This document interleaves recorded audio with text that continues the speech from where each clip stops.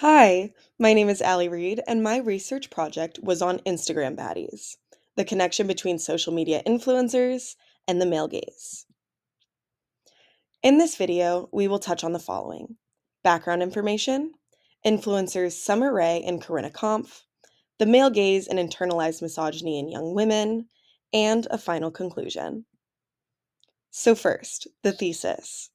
Instagram models, often referred to as Instagram baddies, perpetuate the male gaze on social media through utilizing the sexual objectivity of women to grow a platform of influence while fostering internalized misogyny and biases in young women. The background information. I chose to center my research on the New York Times article, The Invention of the Male Gaze, by Lauren Michelle Jackson. There, she wrote, "It is no coincidence that cinematic images tend to replicate gender as patriarchy sees it, reinforcing a classic division between passive femininity and active masculinity." So, what is the male gaze that Jackson speaks of? The term was coined in 1973 by British film theorist Laura Mulvey, who discussed the way spectators gaze at a woman on screen, typically in a way that reinforces patriarchal values. Jackson goes on to describe how in film, the way the bodies are framed and the way the camera moves teaches us to look at women the way that patriarchy already does. Further, the Oxford reference explains how Mulvey broke up the gaze into two categories: voyeuristic and fetishistic. One that exhibits controlling qualities, and one that focuses on the erotic details of a woman. Instagram baddies are real world targets of the male gaze, using fetishistic and voyeuristic gazes to their advantage, growing large platforms of influence based on their sexual nature. The term, however, comes from both Instagram models, influencers who have gained large followings on the platform and have then become an asset to brands, and baddies, women who embrace themselves, their bodies, and their femininity. Summer Rae is one of these Instagram baddies. Amassing over 28 million followers, Summer is a fitness model who gained her platform on Instagram by sharing workout routines and body inspiration. Her images typically highlight her butt and legs, visible by the picture on the side, with her posing and lighting drawing attention to these features. She also has a predominantly male following who consistently sexualize her in the comments section of her photos. You can see that through the comments featured on this slide, which a lot are R-rated and talk about her figure in a way that is sexual or in a way that they wish their woman had her qualities. The selfies shared on Summer's page are almost always from a fetishistic gaze. The focus of these images are on the more erotic areas of her body, her butt, and legs. She uses black space in her background, lighting highlights on those specific features, and shadowing around her face to really draw attention to her figure.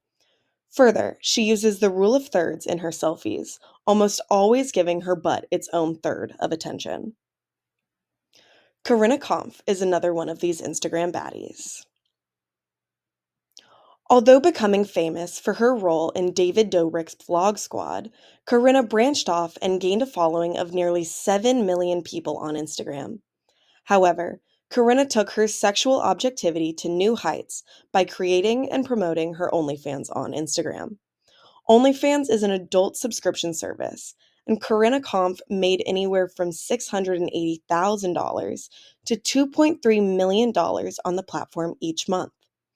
Despite retiring from adult content, she still receives Instagram comments on her account telling her that they do not need her OnlyFans anymore because her Instagram pictures are the same, or the more controlling comments, guilting Corinna's supposed future self for her current choices, even when these commenters are furthering the profitization of Corinna's adult content by subscribing to her accounts. Corinna's selfies, similar to Summer's, also reflect a fetishistic gaze, often highlighting her breasts in each image.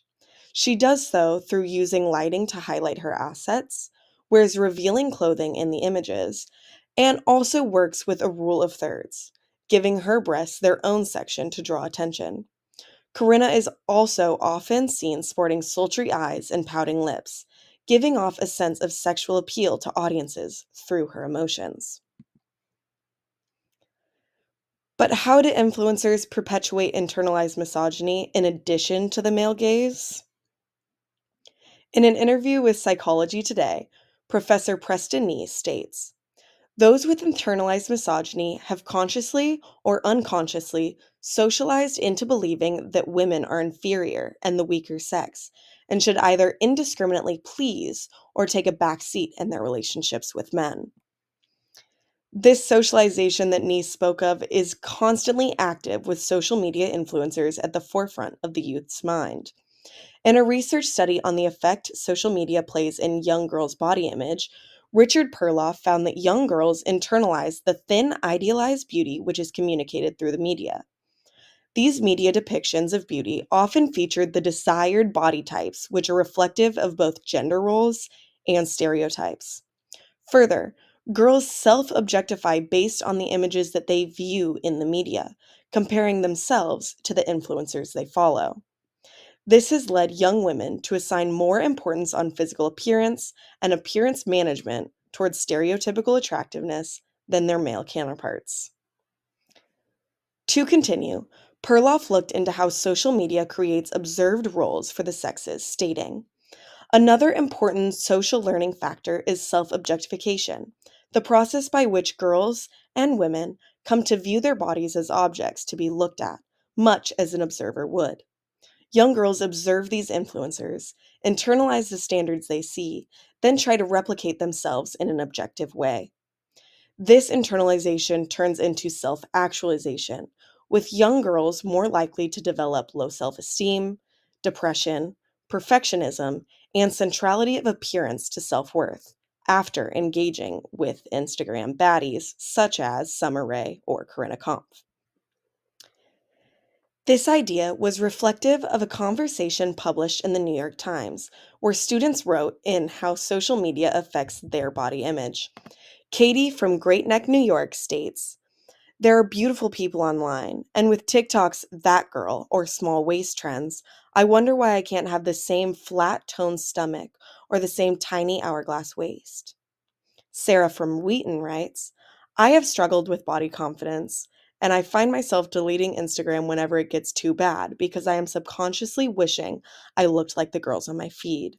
And finally, Grace from Rhode Island writes, the simple images of these strangers allow me to compare myself to them rather than focusing on my best traits. I focus on what I lack, such as long legs and blonde hair. So, what does this mean? We know that the male gaze is how a spectator views women, typically with a gaze of control or sexualization. Instagram baddies are real world equivalents of this gaze, using their sexual prowess in an objective way to gain a platform of profit. And that social influencers directly affect the mental health and body image of young girls, leading them to internalize content that reflects gender roles and mold their bodies to fit the current beauty standard. In a research article about the objectifying gaze of Instagram, Karina Sokolova reiterates the following points, stating, social media users implicitly or explicitly contribute to transposing or reaffirming social norms inherited from the offline settings. But how can we be better? Well, studies have shown that increased focus on body positivity and diversity in influencers and models has made a positive effect on the body image of Instagram users. In a content analysis of pop star Lizzo's Instagram, a notably plus size and body positivity connoisseur, researchers state that Instagram users shared how beneficial it was to see someone that looks like them, who is confident in their body, and who appears to be thriving. To continue, parents should monitor social media, understanding that before a certain age, young people are more likely to fall into damaging habits based off of the content that they are exposed to. And finally, there must be increased education on social constructs, the male gaze, and how both are ever present on social media, affecting the mental health and body image of the youth. Thank you.